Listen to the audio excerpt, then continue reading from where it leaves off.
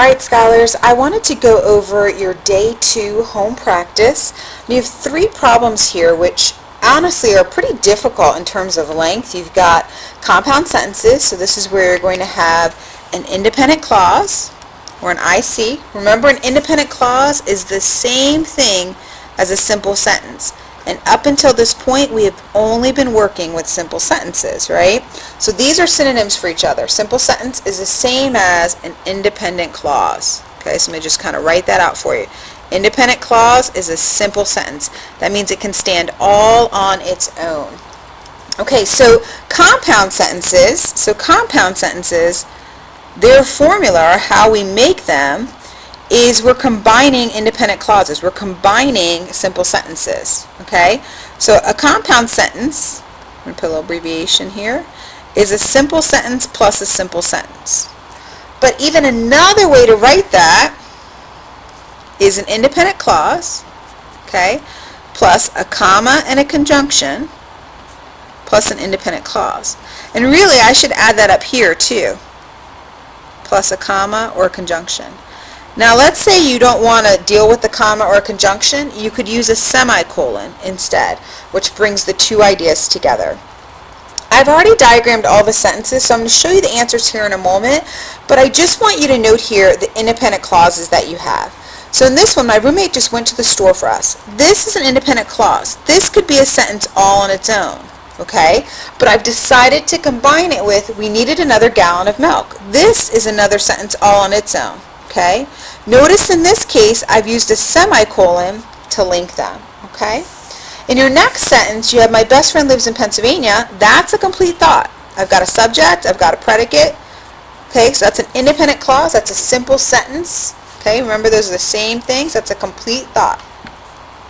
I visit her for Thanksgiving every year. Again, independent clause, simple sentence. They're the same thing. But in this case, I've linked them with a comma and an and, or a conjunction. Remember, the type of conjunction that you have to use are the coordinating conjunctions. Okay? So the coordinating conjunctions are your fanboys. That's what you use to link. So you have for, right? And, one of the popular ones, right? Nor. So that's fan, and then boys. But, or, yet, and so. You've got to know all of those, okay? And then in your last sentence, you have the lawyers presented strong cases for their clients. That's a complete thought. That's an independent clause, a simple sentence. But, noticing that coordinating conjunction, the judge eventually declared a mistrial due to issues with the jury. That's another independent clause, another simple sentence. Okay, we're going to tackle this first one, the my roommate, and we're going to actually just look at the answers and see what we've got here. Okay? So in this case, I just wanted to make a special note. So you've got your two sentences diagrammed. These are two independent clauses diagrammed. Okay? So this is sentence 1, sentence 2. Okay? Remember here, you can have a semicolon or an X. Remember, you could use that. Now you're going to notice my line's kind of funky here, right? I had to kind of come over and then make it work. In all honesty, I probably would have done something more like this. And then come over a little bit too, because I didn't diagram it very well. But ultimately, you need a connector from this verb to that verb. So you should have had my roommate just went to the store for us. So that should be the first diagram. And then your second one, we needed, what did we need? Gallon. Okay, we needed another gallon of milk. So that's this diagram. Okay? And then your next one that you had was, my best friend lives in Pennsylvania and I visited her for Thanksgiving every year. Okay? So I've got my best friend lives, where does she live? In Pennsylvania. Okay, I did my connector with my conjunction. So I visited, who did I visit? Her. Whom did I visit? Remember, this is your direct object. You can't have an IO without a DO. Okay, so you might have wanted to put that as your IO, but remember, it's your direct object. Direct objects answer what or whom, right? And that's a whom, because it's acting as a DO. And I visit her when? Like for Thanksgiving, that's the purpose. And when? Year, but it's every year. You've got a broken arm here. Okay, so this is that diagram. And then your last diagram, I think, is your toughest one. So let's break this one down. I rewrote the sentence, okay, up here, but I wanted you to really see the structure here. So here I've got an independent clause. I've got a sentence all on its own.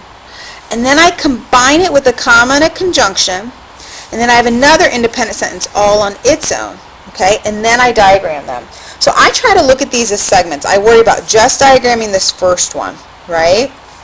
So if you just look at it that way, you had your subject noun, the lawyers, what did they do? They presented.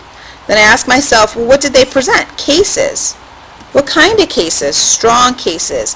For whom? For their clients. That's who they presented it for. So that's all my planning. That turned into my great diagram here, the top. And then I think about, okay, I've got to connect from my verb to my verb, but I also think about, let me try to diagram this one on its own. So I've got the judge eventually declared a mistrial due to issues with the jury. So I've got judge as my subject, the judge. What did the judge do? Declared. What did the judge declare? A mistrial. Okay, so it's a mistrial. He or she eventually declared it. All right. Due to is a preposition. So due to issues is a prepositional phrase, and with the jury is a prepositional phrase. So why did the judge declare a mistrial? Well, it was due to issues. And the issue with the jury describes the types of issues. Your way to check for this, because you have a stair step, is get rid of this first one and see if it reads well. The judge eventually declared a mistrial with the jury. That sounds weird. It's not the same meaning. So those two phrases are dependent on each other. So then I diagram that one, and I'm feeling pretty good. And then I link them with my coordinating conjunction. Remember, this is a coordinating conjunction. Alright guys, I hope that this video helped you, and I look forward to seeing you in class. Have a great day!